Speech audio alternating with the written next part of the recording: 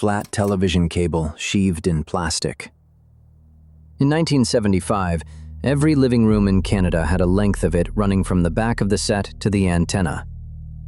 This length was found wrapped around the neck of a woman floating face down in the Nation River. A farmer saw her first, a short distance from the Highway 417 bridge outside Castleman, Ontario, a village of about 1,300 people, 55 kilometers southeast of Ottawa, 90 minutes from Montreal. The morning was Saturday, May 3rd, clear and mild, 19 degrees, no rain. He called the police. His name was never made public.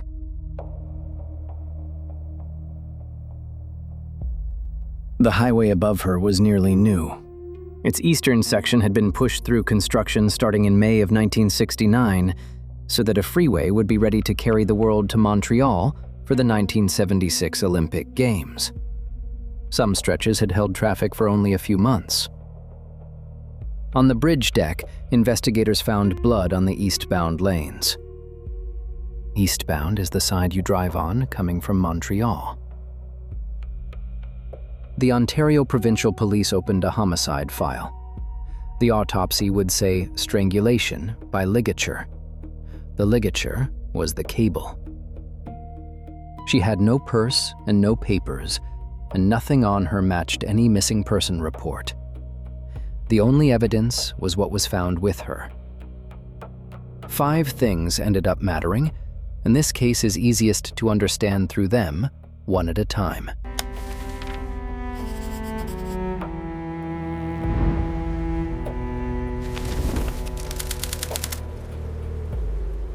Her wrists were bound in front of her with a blue necktie printed with small Canadian flags.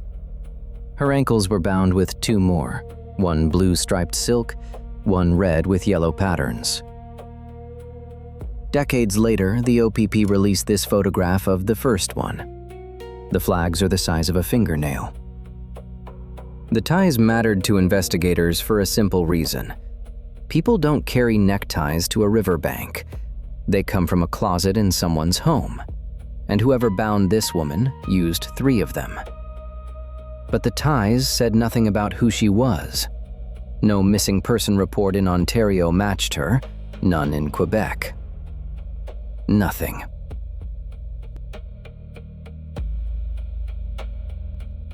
Her face was wrapped in a tea towel, Irish linen, the souvenir kind printed with an Irish toast. A second towel with a flower pattern was with her, and a disposable cloth, and 2 pieces of green fabric wrapped around the body. A kitchen towel was knotted at the back of the cable at her neck to tighten it. Police reports also describe a curtain rod runner resting in her armpit. She wore a navy bodysuit with a collar and front buttons. Red polish, fingers and toes. Put the list together. A television cable, 3 neckties, kitchen towels, a piece of curtain hardware. Nothing in it is a weapon, and nothing in it belongs outdoors. Everything came from inside a home. That pointed to a simple picture. She was killed indoors, and the river was where the body was taken afterward. The pathologists did what 1975 allowed. Female, white, about 100 pounds, brown hair dyed reddish blonde. Age estimated 25 to 50, leaning young. Time in the water estimated at most of a year, since late summer 1974. Both estimates were wrong. She was 48, and she had been in the river about 4 weeks. So, for decades, anyone looking for her was looking for a younger woman who vanished in the wrong year. She was buried under a marker with no name. The evidence went into storage, and the file stayed open.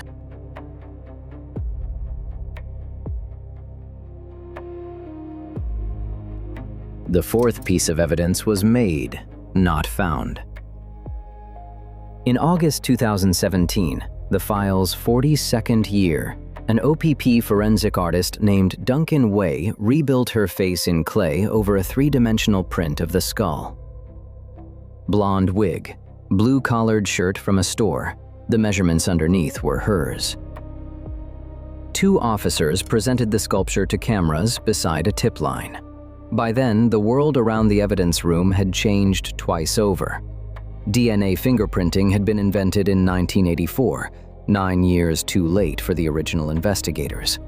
Canada's National DNA Databank had opened in 2000, but it held offender profiles, and she wasn't in it. Tips came in. None of them were her. The reconstruction was faithful to the skull, and it changed nothing, because everyone who actually missed this woman lived 1,200 kilometers south in Tennessee, where her missing person report had been filed in 1975. Nobody in Ontario could recognize her. Nobody who could recognize her was looking in Ontario.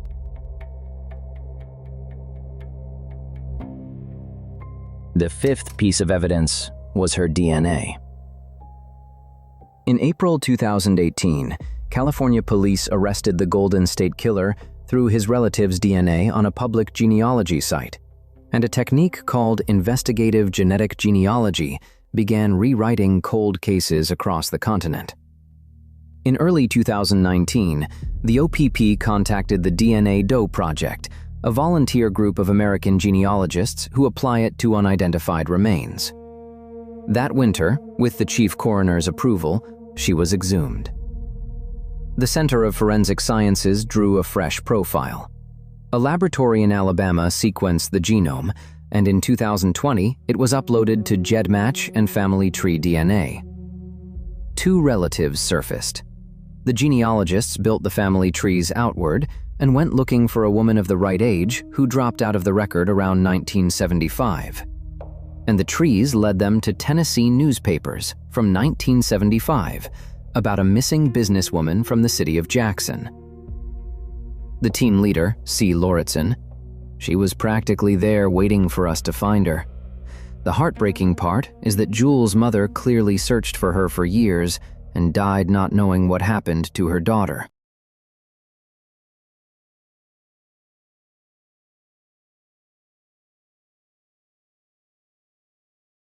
Her name was Jewell Parchman Langford. Her family called her Lala. This is the photograph her family kept. The label under it is in their handwriting. Lally Jewell Parchman, born March 30th, 1927. She grew up in a farm family near Jackson, Tennessee, and built a life that her file's word, unidentified, had buried completely. She co-owned the Jackson Health Club and the Imperial Health Spa with her ex-husband, Atlas Langford.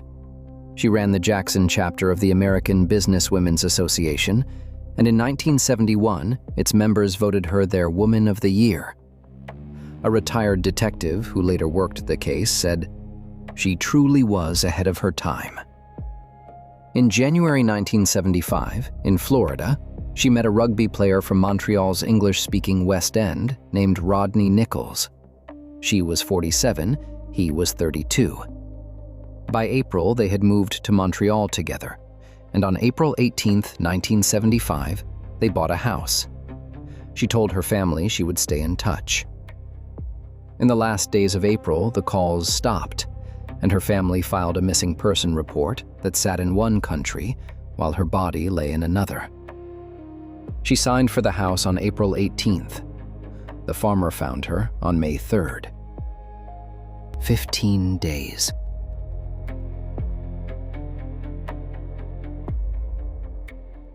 Nichols had never hidden. He left Montreal sometime after 1975 and grew old in Hollywood, Florida, north of Miami, in a retirement home. In the fall of 2022, the OPP charged him with her murder. He was 81. The public learned all of it at once on July 5, 2023, when a publication ban lifted. The identification, the charge, the arrest. That October, a U.S. federal magistrate certified Canada's extradition request, finding probable cause. And on December 1, 2023, OPP officers brought him to Ottawa by private air ambulance because he was too frail to travel any other way. The court file contains an allegation that no trial ever tested, and it has to be said carefully. According to reporting on those documents, Nichols confessed to killing Jewell after discovering she had lied to him about her age. That is the allegation. It remains an allegation. Her niece, Denise Chung, he knew what he was doing back in 1975 when he committed this, if he is found guilty. If.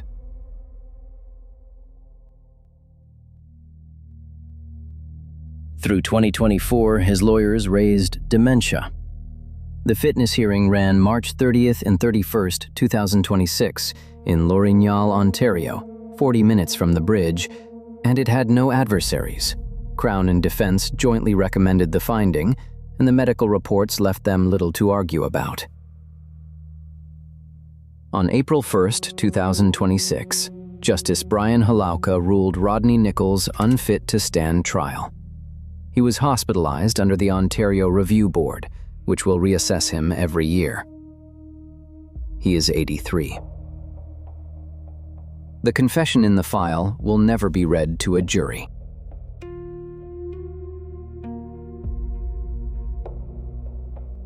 Five pieces of evidence: a television cable, 3 neckties, a tea towel, a clay reconstruction that changed nothing, and a DNA profile that, once the right technique existed, produced her name, her family, and a murder charge in a matter of weeks. 45 years with no answers. Then answers in weeks. That is what changed between 1975 and 2020. And it's the whole story of this case. In the spring of 2022, her family brought her home to Highland Memorial Gardens in Jackson, Tennessee. The marker is bronze with roses, and the dates read 1927 to 1975. And the line her family chose reads, "Finally home and at peace." Jewell Parchman Langford, Woman of the Year, 1971.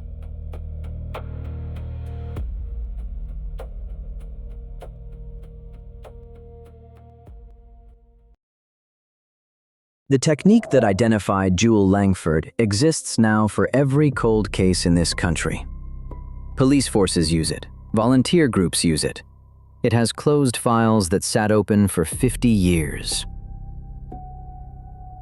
The second case in this episode is one it hasn't closed. Different city, different decade.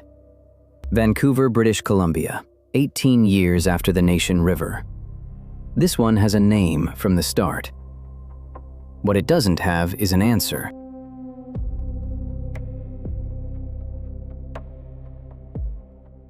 Apartment torched to cloak killing. The Province newspaper, Vancouver, March 1993. The reporter was Greg Middleton, and his story opens like this. The Vancouver Police Homicide Squad's forensic experts are sifting through the contents of a 28-year-old Vancouver woman's burned-out apartment. The woman was Jillian Blatchford Fuller. What follows is the night behind that headline, reconstructed from the police file, the newspaper record, and 33 years of appeals. It fits inside 6 hours, 5 verified timestamps, and 1 rainy block of Granville Street.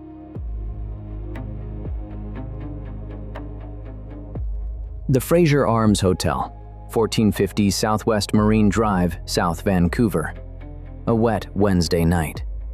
Environment Canada's daily record shows almost 9 millimeters of rain that day and wind gusting to 56 kilometers an hour off the river. At about 10:30 p.m., Jillian Fuller took a table by herself in the hotel's upstairs pub. 5'5", dark hair to the neck, a pink or fuchsia pullover, blue jeans. She had a book with her, and for the next 2 hours the record shows exactly one thing: a woman reading alone. Her apartment was 240 meters away, Suite 109, 8770 Granville Street, a 3-story walk-up. A 3-minute walk door to door. She was 28, and the file preserves her in 2 registers. The Vancouver Police Cold Case page lists a French scholar, an expert pianist, a competitive runner, ranked 23rd among Canadian women in outdoor speed skating. The province, in the week after her death, printed the other register. Unemployed, on welfare, described by her few friends as a loner and a heavy drinker, through a treatment program, assaulted twice in recent months by what the paper called her drinking companions. That January, police had driven her home injured from a drunken altercation. Her father, a prominent Vancouver lawyer named George Fuller, later asked why they hadn't driven her to a hospital. Homicide detective Art Clark put the 2 registers into one sentence. She loved music and books. She was a very intelligent young girl, but very lonely.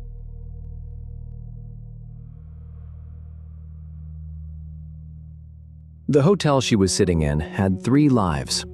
Built in the 1950s as a roadside stop with a dining room, through the 70s and 80s, its basement ran a live rock room called Frams, where, according to a music history archive of the venue, acts like Heart and the Guess Who played to low ceilings. By 1993, the music was gone, and the Fraser Arms was a rough hotel pub, dancers upstairs, a basement bar called the Rock Cellar downstairs. 2 more entries from the record. In April 1988, the hotel caught fire, Vancouver's first ever 6 alarm, about $1 million in damage, unrelated to this case. And the ground under the building is Tsusnam, the Great Marpole Midden, an ancient Musqueam village and burial ground, a National Historic Site since 1933. A hotel with 2 bars, a fire in its past, a burial ground under its foundations. 3 minutes from her door.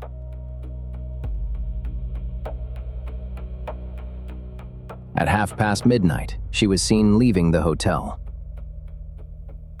At about 1:30 a.m., she was seen again. Not on the street, not at home. Downstairs, in the Rock Cellar, sitting with a man nobody in the bar could name. The hour in between appears nowhere in the public record. She may have stepped out and come back. She may have walked home and returned. Nothing in the file accounts for it.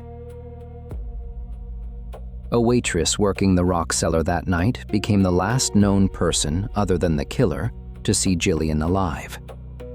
She told investigators that Jillian had made contact with the man during the evening, and that the 2 had agreed to meet later at her apartment.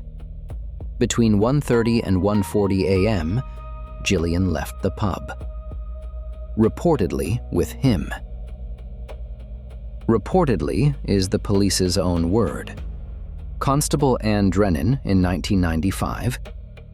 Although she wasn't seen leaving with him, the thought is that they may have agreed to meet at her place, or she left first and then he followed. 3 possibilities, all still open. She walked out with him.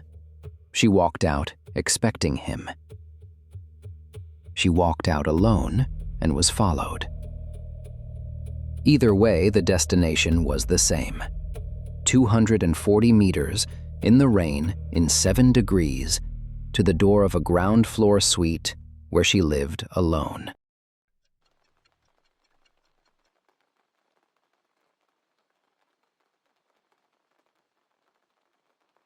The record goes silent for 2 hours and 37 minutes. Then a newspaper carrier working the 8700 block of Granville saw smoke coming from the walk-up and called it in. At 4:17 a.m., the Vancouver Fire Department answered the call. The Daily Record logged rain on both sides of midnight. The fire was concentrated in one suite, number 109. Crews knocked it down, went in, and found the tenant in her bed. Jillian Fuller was Vancouver's 6th homicide of 1993. 3 findings turned a fire call into a murder file. First, the door. No sign of forced entry anywhere in the suite. Police concluded she opened it to someone. Second, the autopsy. She had been beaten to death, and she was dead before the fire started. A person alive in a fire inhales smoke. Soot marks the airway, and carbon monoxide binds into the blood. Hers showed neither. Third, the fire itself, deliberately set, in the investigators' words, to cover up the murder. A fire that put, as the province noted, dozens of other tenants at risk. Other tenants told the paper two things police would not confirm: that there was blood in the apartment and that she was unclothed when she was found. Asked whether she had been sexually assaulted, police declined to answer. They have declined for 33 years. Whoever killed her did not leave right away. He stayed long enough to set the fire. Then he walked out into the rain.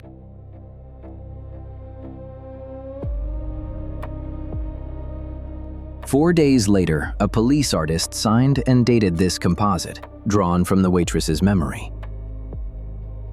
Her description, printed in the province that week: an olive-complexioned male, 28 or 29 years old, dark curly hair, thick eyebrows, dark eyes. When police re-released the description in 1995, it carried more. About 5'10", clean-shaven, medium build, a blue shirt, possibly denim. Put the two versions side by side, and they don't quite describe the same man. The file holds both. Detective Clark chose his words at the release. "We're not saying he's a suspect. We're just saying we believe he can assist us." That framing is fair. The man from the rock cellar is either the last innocent witness to Jillian Fuller's life or the man who ended it, and the police position allows for both. He has never been identified.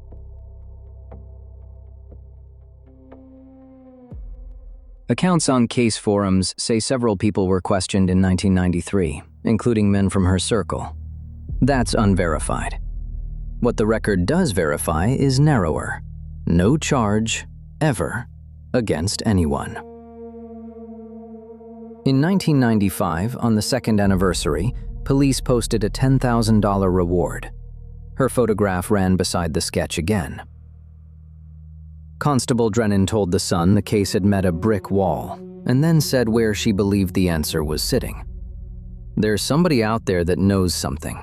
It's quite possible, after a passage of time such as this, the suspect has talked to somebody, whether he's been bragging or he's been drunk somewhere and blurted something out." That was the working theory. An ordinary local man, social enough to talk. George Fuller told the same reporters that in 2 years the family had been given almost nothing, and that news of a reward came only after they retained a lawyer of their own.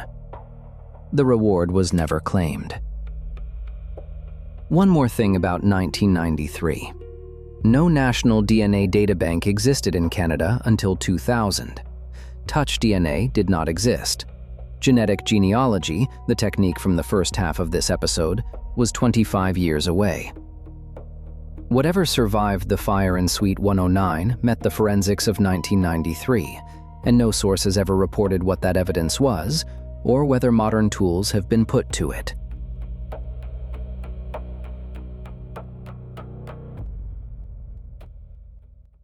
"8 months after the murder, an envelope reached the Vancouver Police Department, addressed by typewriter to the Chief of Detectives, Homicide.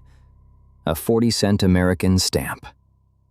The postmark reads Washington, D.C., November 15th, 1993, 1:30 p.m.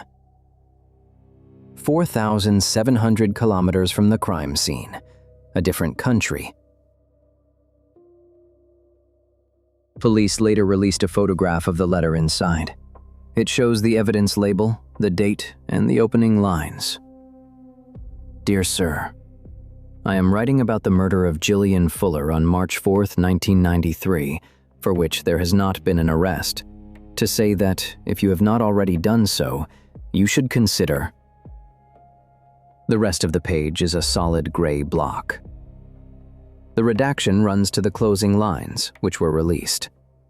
"While I would like to think that if I gave my name you would hold it in confidence, I hope you will not discount the information or ideas in this letter because I write anonymously." On the envelope photograph, the return address corner is also redacted, which means something was written there. A friend of the family reportedly said the letter named a possible suspect. That claim comes from forum accounts and has never been confirmed. The letter's contents have never been released. Police redact for reasons: to protect a living person, or to hold back a detail only the killer would know.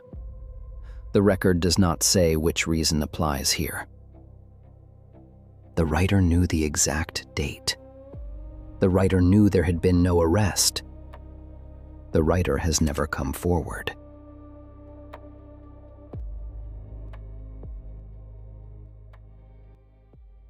In 2013, on the 20th anniversary, Jillian's sister Jane wrote a public letter. One line from it: "The toll that my sister's death has caused my family over the last 20 years is truly immeasurable. It cast a dark cloud on our family that has never been lifted." Their mother, a Vancouver physician, was dead by then. Their father was in his 80s. In 1993, the family had endowed a bursary in Jillian's name at Emily Carr University. It is still awarded every year. The case sits today on the Vancouver Police Cold Case site, one of roughly 17 unsolved murders the department keeps in front of the public. The man in the sketch would be in his early 60s now. If Constable Drennan was right, someone once heard him say something he should not have said and has carried it for 33 years. The Vancouver Police Homicide Unit takes information on this case at 604-717-2500 or by email at coldcase@vpd.ca. Crime Stoppers takes it anonymously at 1-800-222-8477. Jillian Blatchford Fuller was 28 years old, a pianist, the 23rd fastest woman on skates in this country. She was reading a book in a hotel pub 3 minutes from her own front door. Somebody knows.